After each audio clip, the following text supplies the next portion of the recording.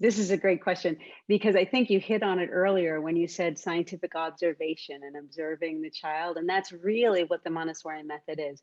Dr. Montessori, she didn't want to call it the Montessori method at all. She wanted to call it scientific pedagogy because it's steeped in science. It's all about the scientific method where you observe and you see what happens, and then you try an intervention, objectively observe, see what happens, adjust your intervention, and you keep going on that based on actual feedback that you're getting, actual evidence that you're collecting through evidence.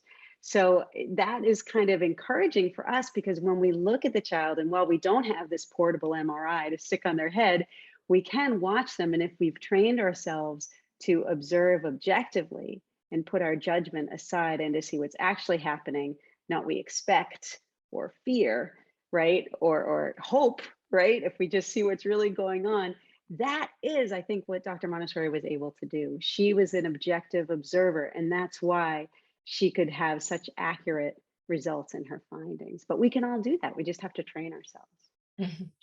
And do you think it's possible to do that even if it's not a Montessori school? Absolutely. The challenges with non-Montessori schools is that in traditional education, the administration or the government is telling you what you need to do with the child.